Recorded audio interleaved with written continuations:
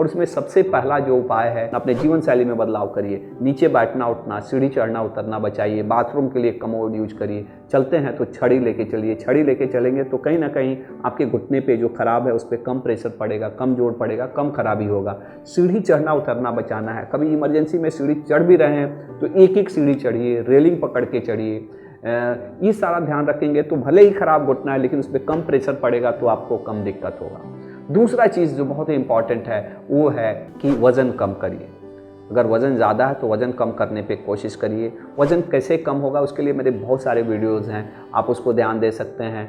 आप उसमें क्या खा रहे हैं, आप कॉन्शियस ईटिंग करिए, जो भी खा रहे हैं उसको देखिए, कैसे खा रहे हैं, चबा चबा के खाइए, 32 बार कम से कम चबाइए, छोटे कटोरे में लेके खाइए, छोटे जो बाउल लेके खाइए। तो क्या खा रहे हैं, कैसे खा रहे हैं, कितना खा रहे हैं, ये भी ध्यान देना है। क्योंकि अगर आप 2 रोटी ज़्यादा खा रहे हैं ना, उसके लिए आपको आधे घंटे ज़्यादा मेहनत करना पड़ेगा, आधे घंटे ज़्यादा एक्सरसाइज। तो क्यों नहीं हम 2 रोटी कम खाएं, भूख से थोड़ा कम खाएं, जितना हमको भूख है उतना ना खाएं। इंटरमिटेंट फास्टिंग बहुत ही इंपॉर्टेंट ये चीज़ें हैं। मैंने ऐसा नहीं कि 24 घंटा, लेकिन कोशिश करिए कि आप 8 ही घंटे में खाएं, 16 घंटा ना खाएं। हाइड्रेशंस अच्छा रखिए। खान पान में भी अपने खान पान में प्रोटीन्स की मात्रा बढ़ाइए, कैल्शियम की मात्रा बढ़ाइए, विटामिन्स की मात्रा बढ़ाइए, फाइबर्स की मात्रा बढ़ाइए।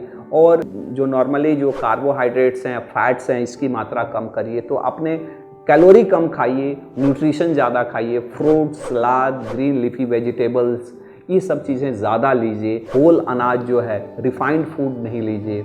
नॉन वेज, फ्राइड, मीठा, मैदा, इस तरह की चीज़ें जो रिफाइंड है वो सारी चीज़ों को अवॉइड करिए। तो ये सारी चीज़ों का ध्यान देंगे तो वज़न कम होगा। और वज़न कम करने से साइंटिफिकली बहुत प्रूवन है कि अगर आप अपना 10% वज़न कम कर लेते हैं तो आपके घुटने की तकलीफ बिना कुछ किए लगभग 50%, 60%, 70% कम हो जाती है। उसके बाद से ये तो वज़न हो गया। नेक्स्ट है एक्सरसाइज। एक्सरसाइज का बहुत इंपॉर्टेंस है। लो इम्पैक्ट, ऐसा एक्सरसाइज नहीं करना है जिससे घुटने पे प्रेशर पड़े, उस तरह का एक्सरसाइज बचाना है। वॉकिंग कर सकते हैं। हाँ, हो सकता है कि शुरू में आपके वॉकिंग करने से दिक्कत हो स्टेज 4 के मरीज को, तो आप छड़ी लेके चलिए, आप वॉकर लेके चलिए, लेकिन चलिए। आप इसके साथ एक्सरसाइज करेंगे, थोड़ा वजन कम करेंगे, जीवन शैली में बदलाव करेंगे तो हो सकता है कि बिना दर्द के भी आप अच्छे धीरे धीरे चलने लगे।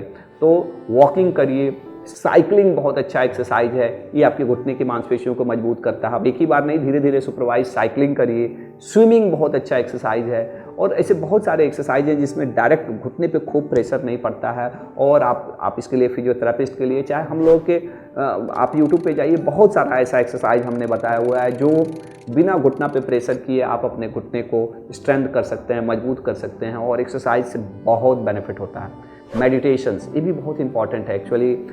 मैं हमेशा हॉलिस्टिक चीज़ों को, भले ही मैं एक एलोपैथी डॉक्टर हूँ, मैं अंग्रेजी डॉक्टर हूँ, लेकिन मैंने हमेशा कि कहीं पे अगर कोई चीज़ अच्छा है किसी भी पैथी में तो मैं चाहता हूँ कि उसका बेनिफिट हमारे मरीजों को मिले। और मेडिटेशंस एक्चुअली आपको काम करता है, आप में एक पॉजिटिव थिंकिंग लाता है। और मेडिटेशंस में भी हीलिंग की पावर है, इस चीज़ों को नहीं इग्नोर किया जा सकता। तो मेडिटेशंस एक, क्योंकि इसके कोई साइड इफ़ेक्ट्स नहीं है तो आप इसको भी करिए। इसके साथ साथ बहुत सारे सप्लीमेंट्स हैं, जिसे कॉन्ड्राइटिन सल्फेट है, कोलेजन है, टाइप 2 कोलेजन है, विटामिन डी है, कैल्शियम का है, चाहे ओमेगा 3 का है। ये सारी चीज़ों का सप्लीमेंट्स अगर आप लेते हैं तो ये आपके कार्टिलेज को हेल्दी बनाने में, स्ट्रॉन्ग बनाने में हेल्प करता है।